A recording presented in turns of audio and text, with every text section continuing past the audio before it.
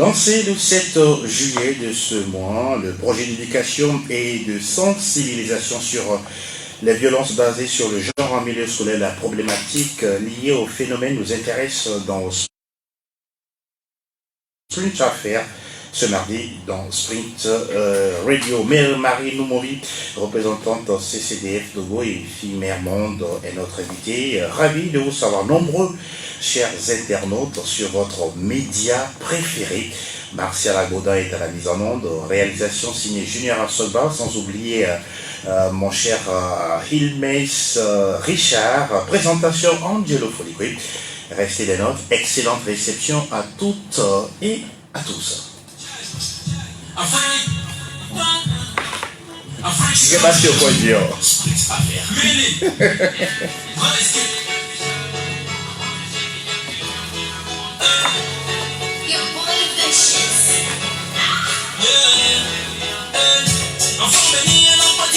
Toi, voyez que nous...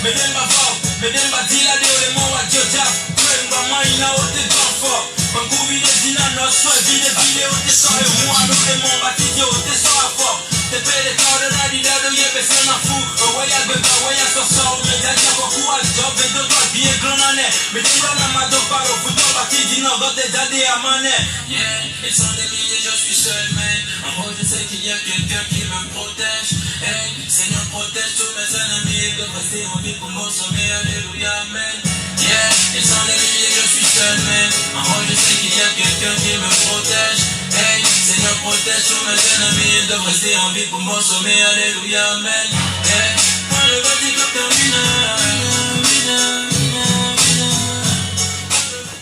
Nous sommes de retour dans le studio de Sprint Radio pour accueillir notre invité Marie Noumouri. Bonjour, bonsoir. Bonjour, bonsoir. Comment vous allez? Je vais très bien. Les activités en général, ça se passe bien? Oui, oui. Ça va. Alors vous êtes avec nous aujourd'hui pour parler beaucoup plus de projets d'éducation, sensibilisation en matière de violence sur le genre. Alors on veut aller à la découverte de votre structure. De quoi il s'agit plus précisément? D'accord. Là, je représente deux associations. CCDF, Coude à Coude pour le développement au féminin, qui est une organisation qui fédère les énergies pour œuvrer pour l'épanouissement de la femme, qui a son siège à Picamé, et à Fille Mère Monde, dont je suis la présidente exécutive, qui a son siège à Pédokoué, non loin de Bar Planète Love. Là, nous travaillons pour équiper la jeune fille dans tous les domaines de sa vie, afin de la rendre épanouie. Comme ceci, nous aurons des femmes épanouies qui impacteront positivement leurs enfants, leur entourage, pour qu'on ait un monde épanoui. Votre engagement, c'est beaucoup plus pour la gente féminine, c'est ça? Oui. Alors, depuis plusieurs années déjà, vous avez commencé ce travail. Si vous jetez un coup d'œil dans le rétroviseur, c'est fatigant, c'est difficile, c'est la passion, tout va bien? Comme tout travail, ça demande beaucoup d'énergie. Le social en général demande de l'énergie. À part nos obligations au boulot, on est obligé de dégager certaines heures pour les travaux sociaux. Par exemple, actuellement, je ne suis pas au boulot. Normalement, je suis à Nié, mais parce que j'ai des engagements, j'ai demandé un congé pour pouvoir faire travailler 2 semaines sur ce projet afin de retourner. Donc c'est des sacrifices, mais à la fin on est content parce que les résultats sont très bons. En vous entendre, votre passion est beaucoup plus pour donner une certaine place, une certaine valeur à la jeune ou à la jeune fille ou à la dame ou à la femme. D'où vient justement cette ambition ou cette passion pour mettre la femme en vitrine? Mettre la femme en vitrine. Bon, peut-être l'image ne vous plaît pas, mais mettre la femme sous les projecteurs, voilà, c'est mieux comme ça. D'accord, c'est mieux comme ça. Allez-y. Moi spécialement, j'ai compris qu'il faut donner aux gens ce que l'on n'en a pas eu. Donc au début, c'était de voir dans mon entourage, de voir que j'ai manqué tellement de choses dans mon enfance. Et en grandissant, je me suis dit, tiens, il y en a plein dehors qui ont besoin des mêmes choses que moi. Si j'en ai, c'est que je peux encore donner aux autres. Au début, je me disais, j'ai une histoire qui peut motiver d'autres personnes à changer de vie. Et c'est comme ça que j'ai commencé. Et aujourd'hui, je peux dire qu'il y a d'autres choses qui s'ajoutent, mais les débuts, c'était donner aux autres ce que je n'ai pas eu. Quand vous regardez dans tout ce que vous faites aujourd'hui avec votre parcours, vos expériences, vous reconnaissez qu'il y a un besoin sur le terrain, un besoin réel? Oui, il y a un besoin réel. Là, moi, je n'ai pas trop fait la vie. J'ai grandi à Notien. Je suis venue faire 3 ans à Lomé pour ma formation. Et je suis aujourd'hui à Nié. À Nié, on rappelle que c'est à Tapamé, hein, c'est ça, dans la région des plateaux. Dans la région des plateaux. À Lomé, je ne peux pas parler de Lomé, même s'il y en a qui sont ici qui parlent du besoin qu'il y a à Lomé. Mais à l'intérieur, je me dis qu'il y a tellement de besoins. Il y a des jeunes filles qui ont besoin d'être poussées. Il y a des jeunes filles qui ont besoin d'être sensibilisées. Il y a même des jeunes garçons qui ont besoin d'être sensibilisés pour ne pas faire du mal à ces jeunes filles-là. Il y a des enseignants qui ont besoin d'être sensibilisés. Il y a tellement de besoins. Il y a des grossesses qui viennent d'ici et là. Et puis, on se dit qu'on est sur la bonne voie. En tout cas, beaucoup de courage à vous, parce que c'est un véritable parcours de combattant, si on peut le dire ainsi, pour ne pas dire de combattante.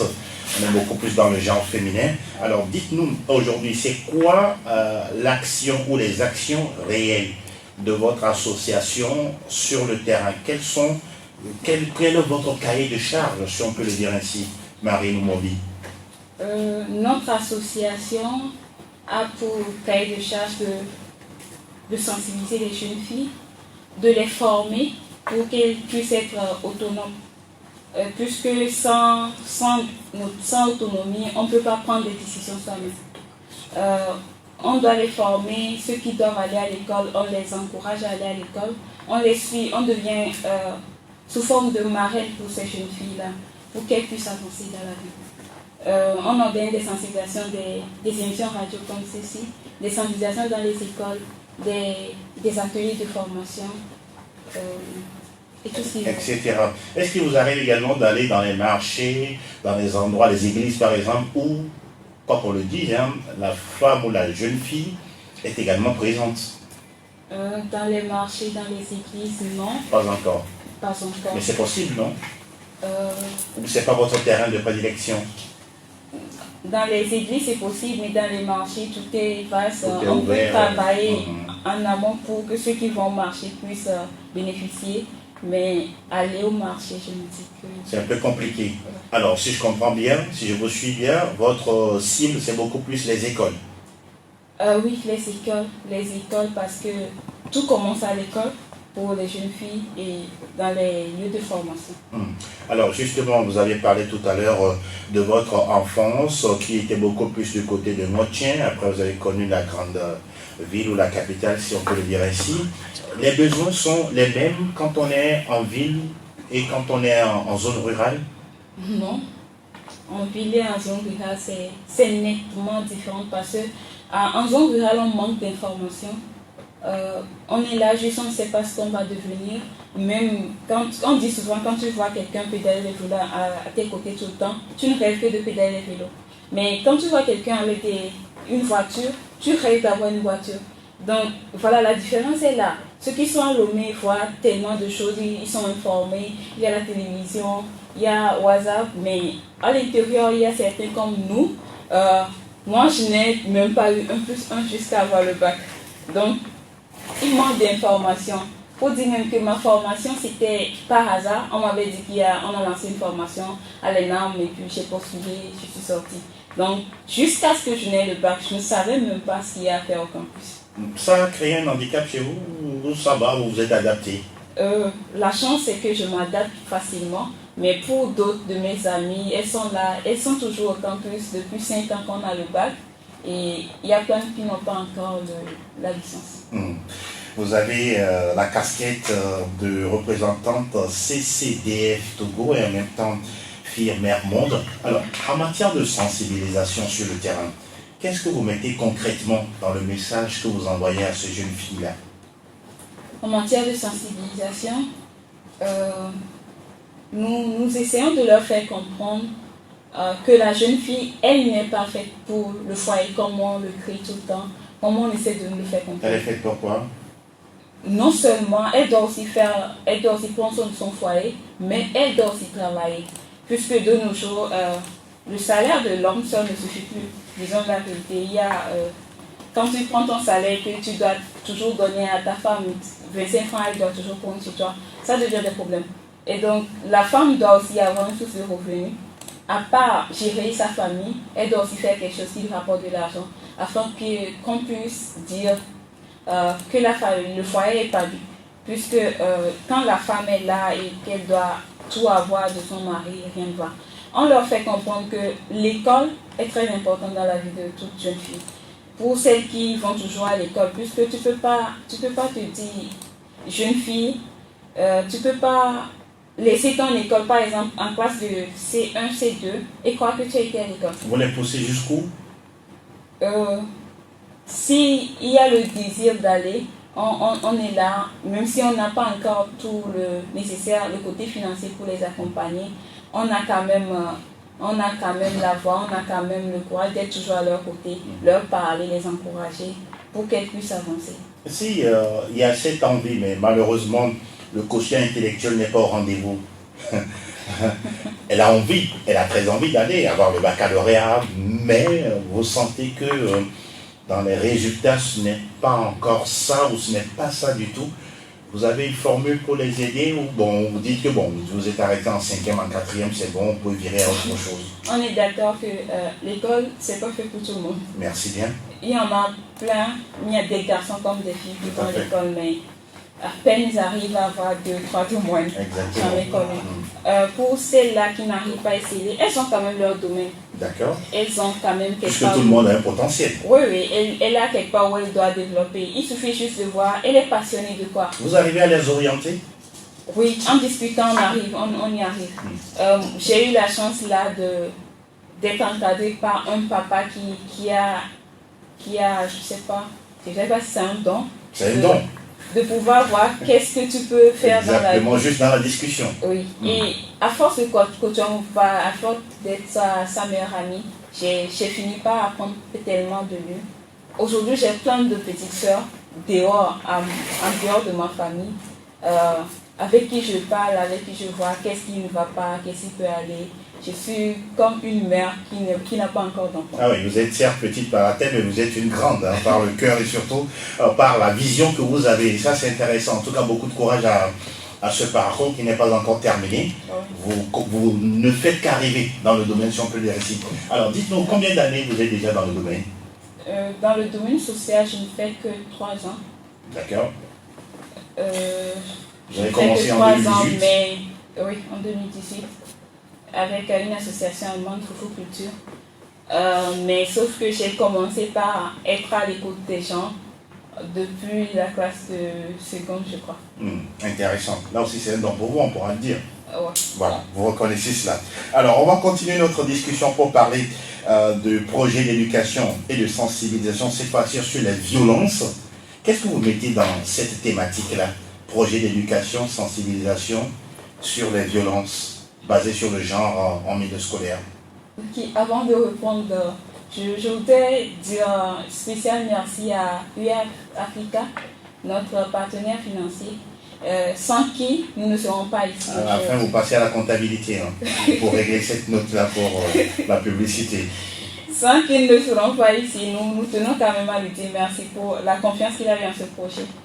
Le projet d'éducation et de sensibilisation sur les violences basées sur le genre, c'est un projet qui se veut être un carrefour d'échange et de discussion, d'apport de solutions à toutes les jeunes filles en milieu scolaire sur toutes ces violences basées ou bien visées sur le sexe. C'est un peu ça l'idée. Vous avez sorti le mot, ce n'est pas des violences physiques, mais en guillemets des violences sexuelles, c'est ça? Pas forcément. Ou les deux. Les violences visées sur le sexe, c'est-à-dire, Oui. c'est parce que les jeunes filles qu'on la violence. Voilà. Il y a plein de situations que nous vivons aujourd'hui, c'est parce que nous sommes des jeunes filles qu'on le fait. Un garçon ne pourra pas le faire. D'accord. Genre, à part l'école, moi actuellement, au service, je subis ce genre de violence. Pour ne pas voiler les mots, vous êtes dragué à longueur de journée, vous êtes harcelé. Tu es dragué, tu es harcelé, et non seulement ça, tu as travaillé, on doit te payer pour une somme, parce que tu es femme, on ne te le paie pas, et on sait que tu ne peux pas revendiquer. Ou bien on sait que quand tu revendiques, on peut dire c'est parce que c'est pas. Ce sont des choses réelles sur le terrain? Oui, Au moi j'en quotidien? subis tous les jours. Tous les jours? Oui. Vous êtes une preuve vivante. Oui, donc actuellement, qu'on arrête de nous mentir que ça ne se fait pas, qu'on arrête de nous dire que les hommes ne font pas ça. Moi, juste après ma licence, on m'a proposé des sommes exorbitantes contre quoi? Être la maîtresse, par exemple, du directeur, être la maîtresse ce sont des trucs comme ça. Oui, ouais, oui. Et je ne sais pas comment vous arrivez à gérer ça parce que ça reste quand même lourd à porter, mais vous arrivez à vous en sortir. Oui, surtout quand on te pose ces conditions à des moments où tu as vraiment besoin de ce travail, c'est pas du tout facile. Moi, ces conditions m'ont été posées quand j'ai perdu mon papa étant aîné de ma famille. Il fallait vraiment retourner en soi pour décider si tu peux accepter ou non. On avait une chance, on avait nos valeurs et les valeurs ont pris le dessus. On a dû laisser et puis on souffre, mais on dit merci quand même. En tout cas, la lutte, elle est encore très très longue et très très ardue sur le terrain. Ouais. C'est un phénomène qui est réel au Togo et dans tous les pays d'Afrique et même à travers le monde entier. Vous avez parlé tout à l'heure de votre partenaire qui vous accompagne et il ne dira pas le contraire. Alors, on va toujours rester dans ce canevas-là pour parler de ce projet concernant la sensibilisation sur les violences et puis sur le genre en milieu scolaire. Quand vous allez sur le terrain, comment est-ce que vous arrivez à être informé? Ce sont les jeunes filles qui viennent à vous, c'est vous qui avez eu l'information quelque part autour d'une table, autour d'un repas, et vous allez enquêter sur le terrain. Comment ça se passe de manière générale, Marie Noumobi? Déjà que nous sommes des jeunes filles nous-mêmes et que nous l'avons déjà subi, déjà que nous avons des mamans qui ont des enfants qui le subissent actuellement, et avoir aussi le cas de grossesse précoce en milieu scolaire qui est... C'est le cas le plus évident. Oui, il Les y a cas de ça. grossesse. Les cas de grossesse. Pour les jeunes filles, c'est ça? Âgées de moins de 18 ans? Des jeunes filles à l'école. Oula. De septembre 2020 à mars 2021, on note 1222 cas en milieu scolaire. Dans le Grand Lomé ou au Togo? Au Togo, sans dire ceux qu'on n'a pas, ceux qui n'ont pas pu dire, ceux qui ont avorté, sans quand même. 1200 filles. Oui, oui. 1200. 1222. 1222. Alors, vous précisez, hein? Sans citer Wow. ceux qui ont avorté clandestinement, sans citer ceux qui l'ont et qui n'ont pas pu le dire, sans citer tout ça là, le nombre fait fort d'eau. Il y a aussi les cas de viol répétés, même si actuellement je n'ai pas le nombre exact, je suis à l'hôpital et puis je vois des jeunes filles qui viennent violenter, c'est pas du tout facile à subir. Avoir tous ces cas, on se dit, si on ne réagit pas, on risque de mettre en péril l'éducation de la jeune fille au Togo. Et donc, voilà, c'est dans cette logique que nous nous sommes dit, il nous faut faire ce projet. Et je rappelle que le projet a eu son lancement le 7 juillet Oui. 2020. 2020. Oui. D'accord, il y a un an déjà. Donc 2021. 2021. Donc il y a quelques jours. Il y a quelques jours. 2021. Et au cours de cet lancement, Oui. il y avait eu le ministère de l'Action sociale. D'accord. Il y avait eu les acteurs judiciaires, les acteurs du ministère de la Santé. les élèves, les enseignants et les organisations de la société civile. C'était l'occasion pour nous de discuter et de voir ce que chacun a apporté. Ensuite, nous avons eu un atelier de renforcement de capacité des acteurs impliqués. Ceci pourquoi chacun a quelque chose à dire. Quand vous dites acteurs impliqués, y compris Ces les acteurs filles impliqués, qui ont subi également ça? oui, tous ces acteurs sont impliqués. Le ministère de la Justice et le ministère, les militaires et tout. Oui. Tous ceux-ci sont impliqués dans cette lutte. D'accord. Donc, eux tous ont suivi l'atelier de Le renforcement. renforcement de capacité. Oui, pour qu'à la suite, on puisse continuer par lutter. Suite à cet atelier, on a eu à faire des recommandations pour le ministère de L'action sociale. voilà, le ministère, pour qu'on puisse, Oui. ensemble voir dans quelle mesure on peut changer la donne au Togo. Vous avez énuméré tout à l'heure justement ce chiffre qui fait froid vraiment dans le dos, 1222 filles je crois, dans l'espace d'un an, c'est ça, non? Oui, dans l'espace de quelques mois. De quelques mois, justement. Alors Marie, dites-nous, quand on voit ces chiffres-là, j'ai envie de vous poser cette question. La tranche d'âge, c'est laquelle pour ces filles concernées? La tranche Par ces d'âge, grossesses précoces. je ne vais pas donner de tranche d'âge, mais je D'accord. dirais plutôt Ok. du collège au lycée. Collège au lycée, ça fait quoi? 11, voire 12 ans à 16 ans. À 16, 17, 18 À 16, 17, 18 ans. Ouais. Wow, c'est quand même incroyable. Alors, justement, quand ces grossesses-là arrivent, lorsque vous, à votre niveau, vous avez cette casquette d'écoute, de sensibilisation, d'information, ce sont des cas où les filles sont volontaires pour être enceintes ou ce sont des viols avérés? Il y a des viols avérés, mais il y a des cas où les filles sont contraintes. C'est pas, on ne dira pas que c'est volontaire, non. Il y a eu une faille quelque part et quelqu'un a profité pour faire violence et c'est comme ça. Quand on parle de violence en milieu scolaire, oui. on ne parle pas forcément seulement des élèves, on ne parle pas seulement des professeurs. On parle aussi de ceux qui en dehors peuvent violenter ces jeunes filles-là. Comme qui, par exemple? Nous avons nos jeunes, les garçons en dehors. Nous avons même des parents Ceux qui sont déscolarisés? Oui.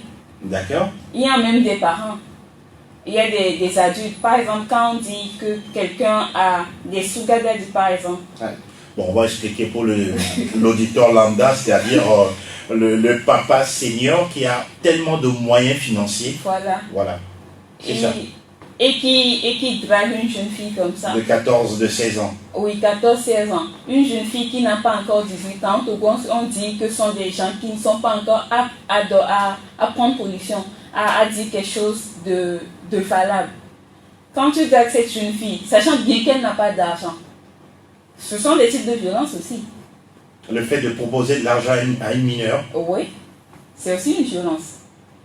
Et quand tu commences comme ça, c'est à la suite pour soit lui transmettre des IST, soit l'engrosser. Oui. Et il y en a qui vont jusqu'à violer parce qu'ils dépensent de l'argent sur la jeune fille.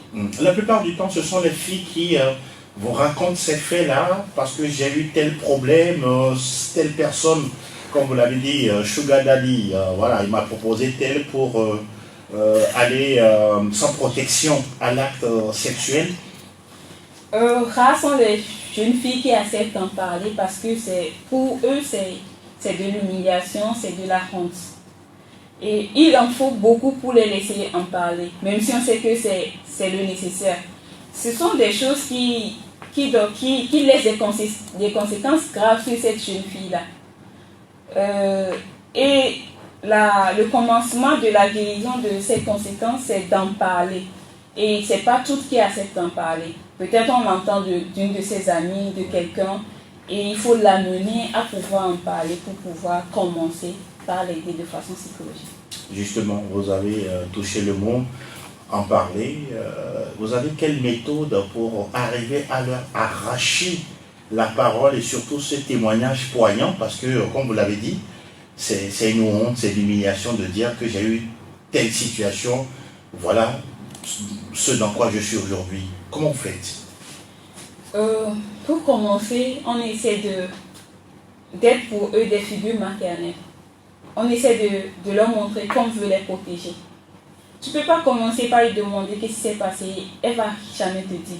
Tu commences par devenir sa soeur, tu commences à devenir sa mère, celle qui est là pour la protéger. Ça prend du temps alors. Oui, ça prend du temps.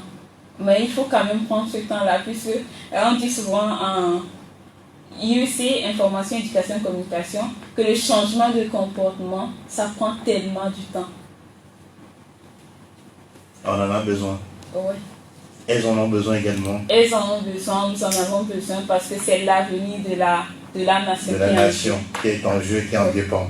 Alors, on va se permettre une pause musicale et puis permettre justement à notre invité de souffler un tout petit peu parce qu'elle a eu quand même à faire un speech marathon et puis derrière, on la retrouve pour la suite de nos discussions sur Sprint Radio dans Sprint Affaires. Ok. Voilà. Est-ce qu'il y a d'autres aspects que tu aimerais énumérer, il faut sortir? Oui. À quel niveau, s'il te plaît? Les concessions au niveau de la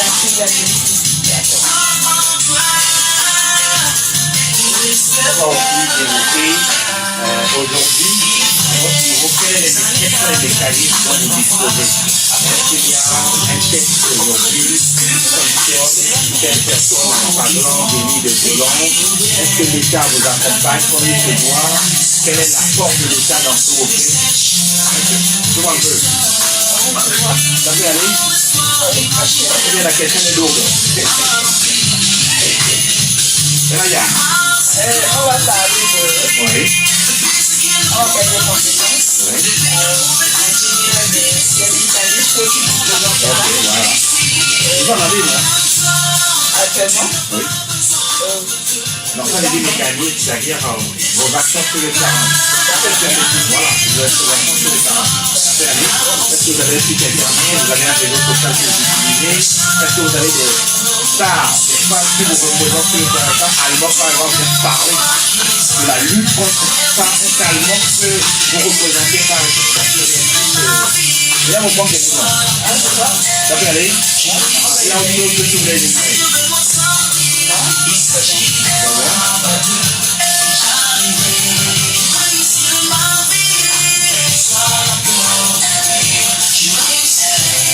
Et après, on pourra également évoquer, est-ce que selon vous aujourd'hui, avec vos études, les parents sont complices à faire la foi de cette situation-là sur la jeune?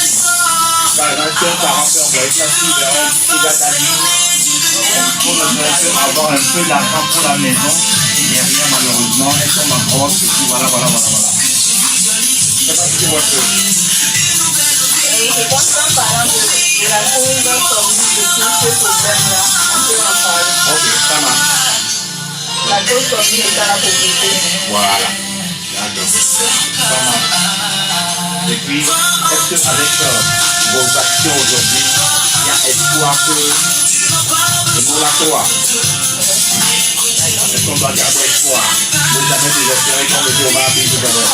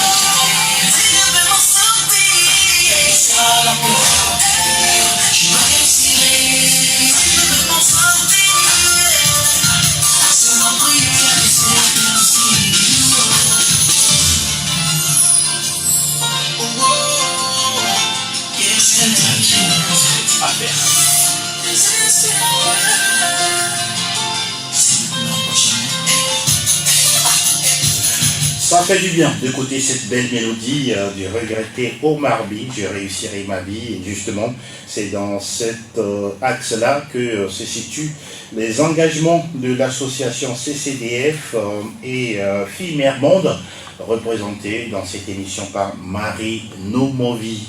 Alors, on vous retrouve pour la dernière ligne droite de cette émission, de cet entretien.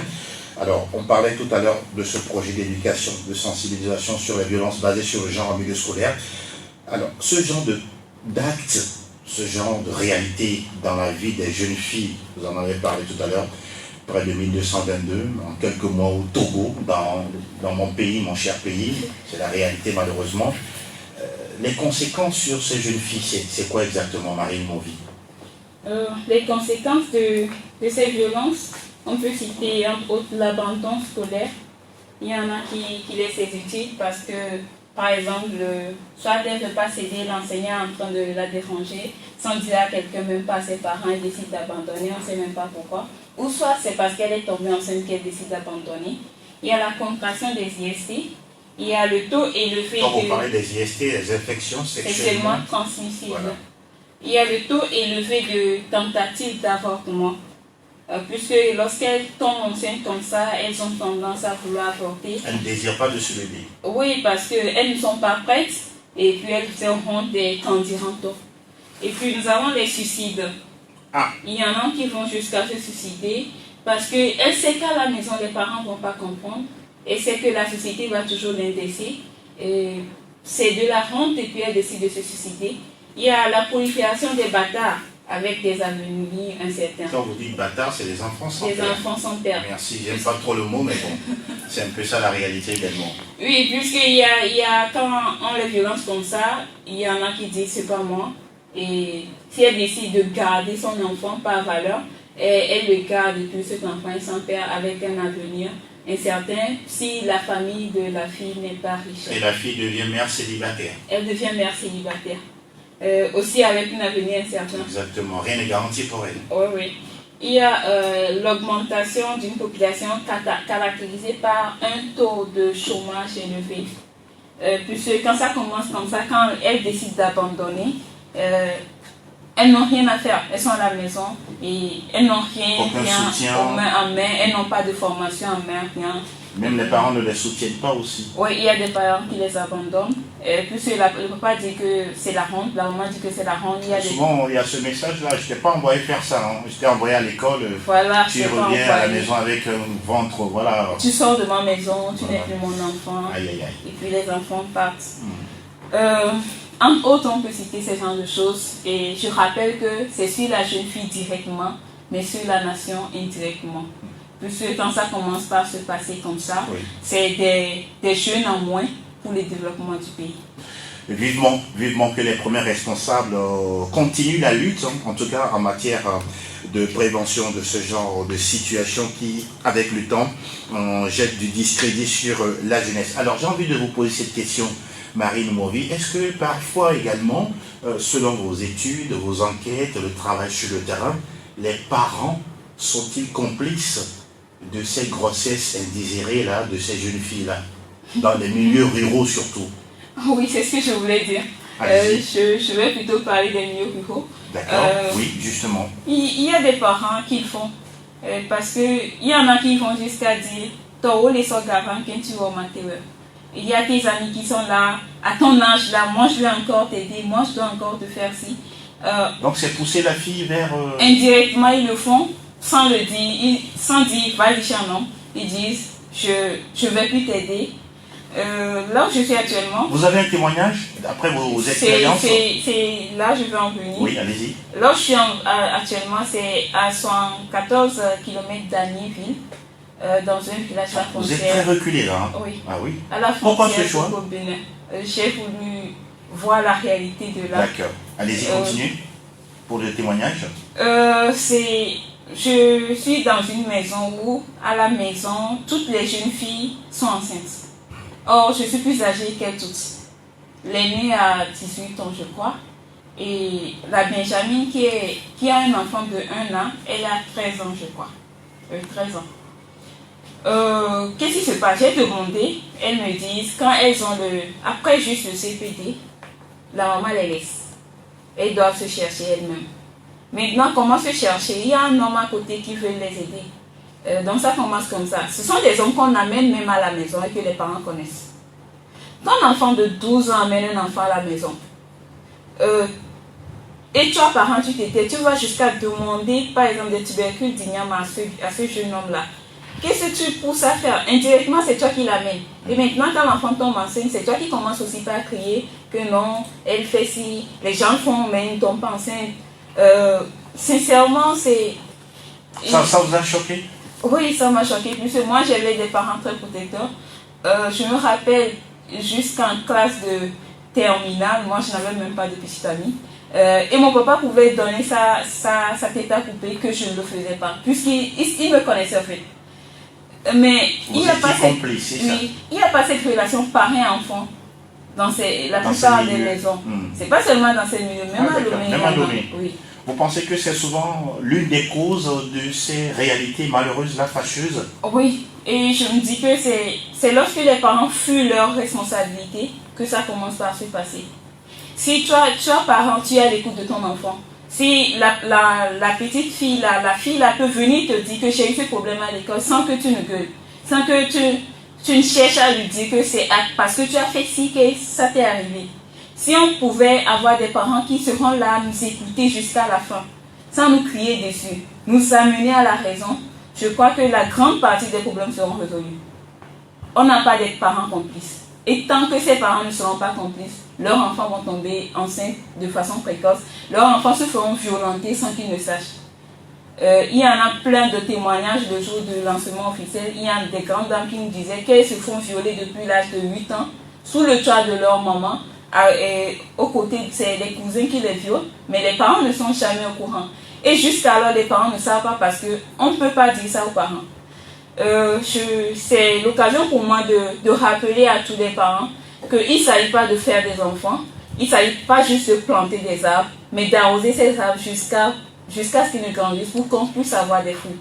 Si vous avez juste des enfants et que vous ne voulez pas prendre soin de ces enfants-là, vous ne voulez pas être à côté de ces enfants pour les écouter, sincèrement, nous irons de mal en pire, oui. Parce que nous, on va faire notre mieux, on va essayer de parler avec les enfants, mais les premiers éducateurs sont les parents. Et il ne faut pas qu'ils oublient leur rôle, surtout. Ah oui. Nous espérons que tout ça n'est pas tombé dans les oreilles sourdes. En tout cas, ils sont des milliers à nous écouter, que ce soit ici au Togo, en Afrique et partout dans le monde, via le www.splitsradio.tg. Alors, j'ai envie de vous poser cette question également. Vous avez parlé tout à l'heure de la responsabilité des parents, la complicité qui doit exister entre parents et filles, ce qui est très important. Par endroit, dans les milieux ruraux, est-ce que les jeunes garçons aussi sont poussés, malheureusement par l'éducation qu'il leur est donnée à la maison, de traiter de façon injuste les filles? Oui, c'est pas seulement, moi je vais toujours dire que c'est pas seulement dans les milieux ruraux, même si c'est là-bas on trouve plus. Tout ça là, ça regarde encore les parents, puisque il y a des parents, il y a le garçon, il y a la fille étant l'aînée. La fille ne peut pas parler devant le garçon, on doit lui dire tais-toi, toi tu es qui? Et on dit que c'est le garçon le chef de la maison.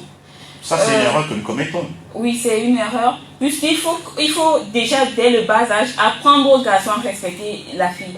Parce que si le garçon n'arrive pas à respecter sa grande sœur, est-ce qu'il pourra respecter cette jeune fille-là dehors qu'elle rencontre? Les garçons trouvent les jeunes filles aujourd'hui comme des jouets. Ouais. Et tant que ça va continuer pas à se faire, sincèrement, on ne peut pas aller loin. Il ne faut pas seulement éduquer la jeune fille, il ne faut pas seulement sensibiliser la jeune fille, mais aussi le jeune garçon. Dès le bas âge, apprenons-leur à comprendre. Essayons de leur faire comprendre que la jeune fille et le jeune garçon sont égales. Et sont égaux plutôt. Et quand ils vont comprendre cela, ils vont commencer par respecter leur soeur à la maison. C'est comme ça, dehors, ils vont commencer par respecter les copines, leurs femmes, sans brutaliser les femmes. Sachant bien que quand ça commence comme ça et qu'on commence à brutaliser les femmes, c'est la discorde qui arrive. Et quand on aura des enfants, tant que les parents ne sont pas unis, il y aura toujours, papa va dire fais ça, maman va dire fais ça. Et l'enfant ne sait plus à qui s'adresser. Et c'est comme ça, les parents commencent par fuir leurs responsabilités. Et ça crée une confusion totale. Hein. Ouais, et les conséquences sont désastreuses. Et ce qui est énervant, c'est les enfants qui en subissent. Mais oui, toujours, vous le dites si bien parce que vous le vivez pratiquement au quotidien. Mais il y a également ce stéréotype-là que je n'aime pas. Je prends mes 2 enfants, par exemple, une fille et un garçon dans un supermarché ou bien dans un marché. J'achète la poupée pour la fille, j'achète un gros ballon pour le garçon. Et arrivé, voilà, le garçon lui sort dehors avec ses copains, ça joue au ballon pendant que la fille à la maison prend soin de sa poupée. Donc déjà, dès le bas âge, on lui fait comprendre que toi, tu es faite pour faire des enfants, en prendre soin. Et déjà, on est en train de caricaturer un tout petit peu la réalité sur la jeune fille. Oui, et non seulement ça, la jeune fille elle doit se lever le matin, balayer la maison, faire les travaux domestiques. Elle doit faire tout. Quand on dit réveille le garçon, bon, on va crier non, mitati badon là. Nous dans le cabego là, elle est quoi télé caca. Mais la jeune fille n'a pas le droit là de se coucher. Si on va commencer par faire comprendre au garçon qu'il peut aider la fille dans ses travaux. Moi, j'étais la preuve, moi à la maison, je fais tout ce que les garçons font. D'accord. J'étais toujours habillée en pas pantalon. Pas tout, c'est pas évident. Vous ne faites pas pipi comme les garçons, par exemple. Donc voilà, vous ne faites pas tout, Marine Momi. J'étais en pantalon comme les garçons. Ah, d'accord.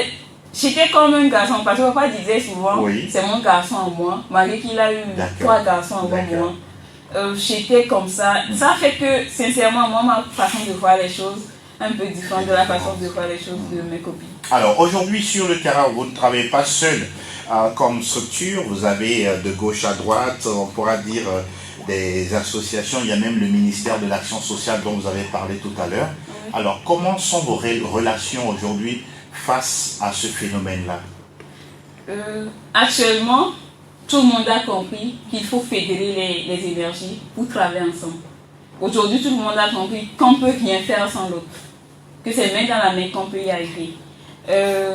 L'autre fois, lors du lancement, tout le monde avait essayé de faire savoir à l'autre ce qu'il fait à son niveau. L'action sociale a dit qu'ils ont des points sociaux un peu partout, où les enfants peuvent venir se plaindre. La police a dit qu'on peut venir les aborder par rapport à ces genres de problèmes et qu'ils vont réagir. Les organisations de la société civile sont là et ils vont porter assistance à ces jeunes filles-là. Le volet judiciaire également. Oui, le volet judiciaire est là. Et nous avons essayé de parler, ils ont dit que c'est vrai qu'il y a des corruptions. Puis on a dit que c'est parce qu'il y a des corruptions des fois que les filles n'arrivent pas à dévoiler. C'est ça. Puisque je viens dévoiler par exemple mon enseignant, le censeur, alors qu'il a des melons. Comment ça va se passer? Moi, je n'ai personne. Ils ont essayé de nous faire comprendre qu'ils sont en train de faire leurs efforts pour que ça n'arrive pas. Et je crois qu'ensemble, nous allons porter haut le nom de la jeune fille.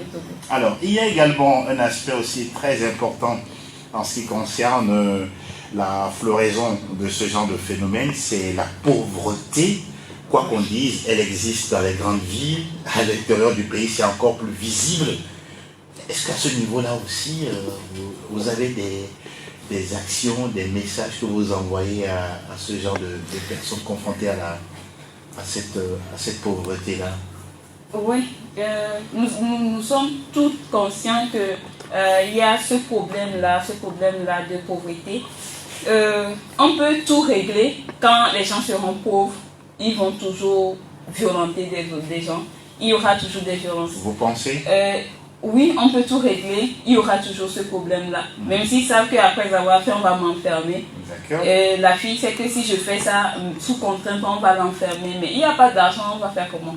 On va essayer, des fois maintenant, on va essayer de cacher ça pour que ça ne se fasse pas voir au grand jour. L'idée chez nous, c'est d'essayer de former ces jeunes filles-là en entrepreneuriat, d'essayer de donner aux mamans des formations, par exemple en accessoires en panne, en perlage, des sacs, des petites choses comme qui vont les aider à avoir des revenus. Et comme ça, nous allons essayer petit à petit à sortir la tête de l'eau.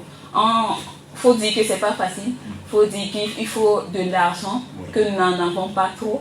Mais bon, vous en avez quand même, mais pas trop. Nos petits moyens que nous avons, nous essayons quand même de donner aux gens, en espérant que quelqu'un quelque part nous écoute et qu'il puisse accepter, porter aussi à dos ce fardeau que nous avons et qu'ensemble on puisse se dégager. Vous tendez si bien la perche. Est-ce qu'il y a aujourd'hui cette ouverture à votre niveau CCDF, Filles, Mères et Monde, d'accepter des dons ou voilà, des chèques de la part des personnes volontaires qui sont également en train de vouloir combattre ce phénomène-là à votre niveau?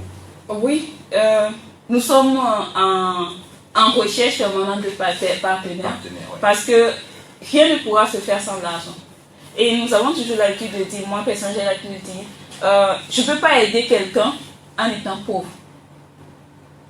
Voilà pourquoi on se bat tous les jours. S'il y a quelqu'un quelque part qui veut nous aider, c'est avec joie que nous allons l'accepter, en sachant bien que c'est pour la cause noble.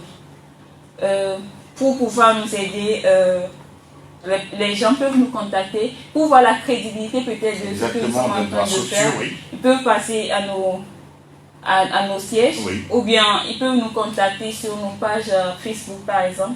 Il y a CCDF Togo et pour Filles Mères Monde, c'est l'association Filles Mères Monde. Un peu pour voir ce que nous faisons et voir dans quelle mesure cette personne-là peut nous aider. Parce qu'elle a besoin également de la crédibilité Ouais. pour ne pas jeter son argent par la fenêtre.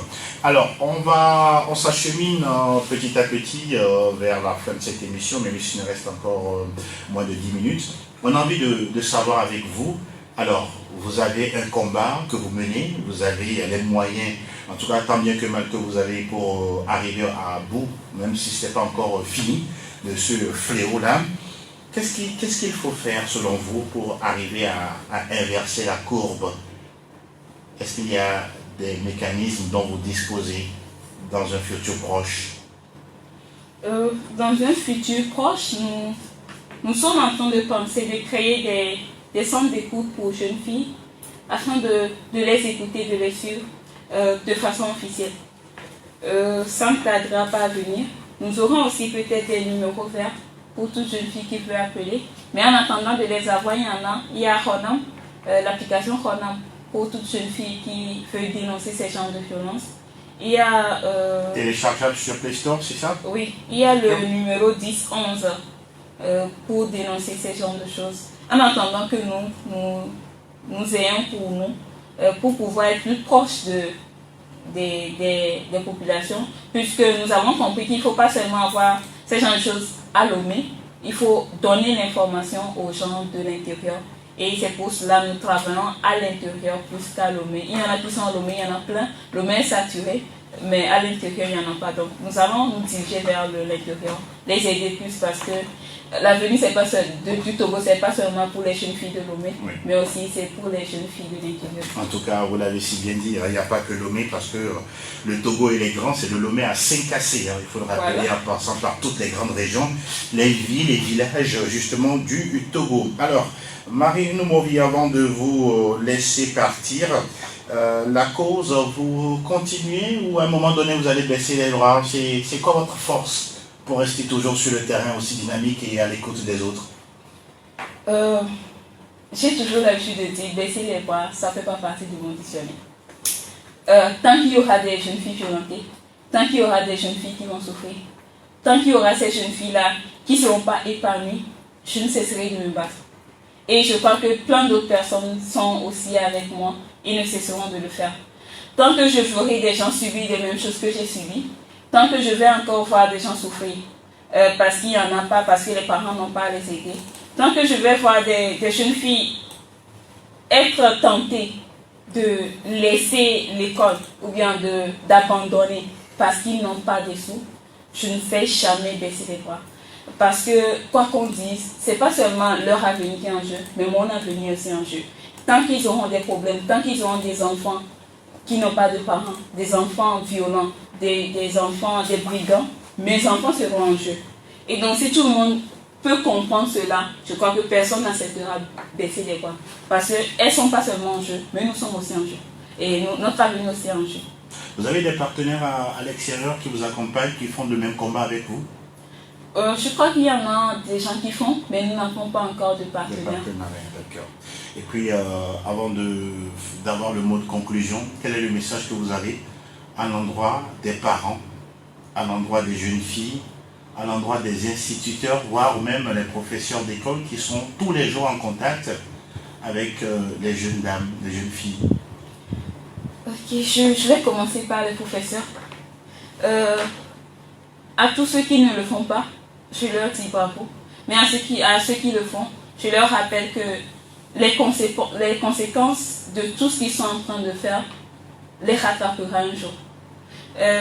Si les gens pensent que violenter une jeune fille, stopper l'étude d'une jeune fille, arrêter et diminuer ses moyens parce que cette jeune fille refuse quelque chose et ils s'y plaisent dedans, ils ont des enfants. Eux-mêmes, ils ont de l'avenir. Comme on le dit souvent, tout se paye plus bas. Qu'ils arrêtent ça, qu'ils prennent conscience du danger qu'ils sont en train de créer pour pouvoir arrêter tout ce qu'ils sont en train de faire. Aux jeunes garçons, je veux juste les rappeler que violenter une jeune fille, c'est comme violenter sa sœur. Tant qu'ils n'accepteront jamais qu'on violente leur sœur ou bien leur maman, qu'ils arrêtent de faire les mêmes choses avec les autres jeunes filles. Parce que quoi qu'on dise, il peut y avoir leur femme parmi ces filles-là qui sont en train de violenter. À toutes les filles, je leur dis de ne jamais baisser les bras. C'est pas facile, c'est très compliqué, je peux dire, mais de se rappeler toujours d'où elles viennent et d'où elles vont. De se rappeler qu'on ne gagne rien et il n'y a rien à profiter avec le gain facile. Puisque si le gain facile les amène à faire certaines choses, leur avenir leur rappelleront que ce n'était pas la bonne voie. Aujourd'hui, nous avons des modèles, nous avons des gens qui sont là pour nous écouter, qui se battent jusqu'à la fin jusqu'à épuiser toutes leurs forces, mais jusqu'à ce qu'elles ne puissent leurs forces et trouveront solution à ce qu'elles sont en train de faire. Je suis la preuve qu'elles ne se disent pas que c'est fini. Si la porte de devant est fermée, la porte de derrière est certainement ouverte. Et si la porte de derrière est fermée, le haut ou bien le bas sera ouvert. Elles peuvent toujours passer. À toutes les mamans, à tous les papas, je leur demande pardon de prendre soin de leur enfant. C'est leur avenir. Ces parents seront un jour vieux. Et ce sont les enfants qui vont prendre la relève. Qui ne voient pas aujourd'hui l'argent qu'ils vont gagner aujourd'hui, mais l'argent qui viendra demain, puisque un enfant éduqué, un enfant épanoui, va te rendre le pareil demain. Et à toutes les organisations de la société civile, de toujours croire que c'est encore possible, de ne jamais baisser les bras en croyant que ce que nous faisons n'a pas d'impact. Ça a de l'impact. Il y a une fille parmi 10 qui peut toujours lever sa tête. Et tant qu'il y a une qui va toujours se lever, c'est que nous avons gagné toute une nation. Jamais baisser les bras, c'est ce que j'ai envie de leur dire. Voilà qui est dit. Vous avez un mot de conclusion avant de vous laisser partir? Oui, je profite de l'occasion pour dire merci à la présidente exécutive de CCDF, Coude à Coude pour le développement féminin, pour la confiance, pour la chance qu'elle nous a donnée à nous filles Mermonde de collaborer avec elle sur ce projet. Et je profite pour dire encore merci aux partenaires financiers, UAF et UAF Africa, pour l'opportunité qu'elle nous donne de pouvoir réaliser ce projet que nous avons. Merci à tous les auditeurs. Et merci à ceux qui ont compris ce message de toujours donner le meilleur d'eux pour faire de ce monde un paradis pour les générations à venir. Merci. Voilà, c'est le mot de conclusion de Marie Noumonville. Nous rappelons qu'elle est la représentante CCDF Togo et fille Mermonde. Elle était avec nous depuis 15 heures et mine de rien, on a eu beaucoup d'informations en ce qui concerne ces activités avec ces différentes structures. Chers internautes, auditeurs, merci de nous avoir suivis. Merci également à Richard Ilmes pour la vidéo de cette émission à retrouver sur la page Facebook de l'émission. Sans oublier également Junior Asoba et Martial Albo dans la réalisation. Encore une fois, merci Marie Noumonville d'être passée. Merci beaucoup. Au prochain numéro et restez sur Sprint Radio, un autre style de radio. À très bientôt. Ciao, ciao.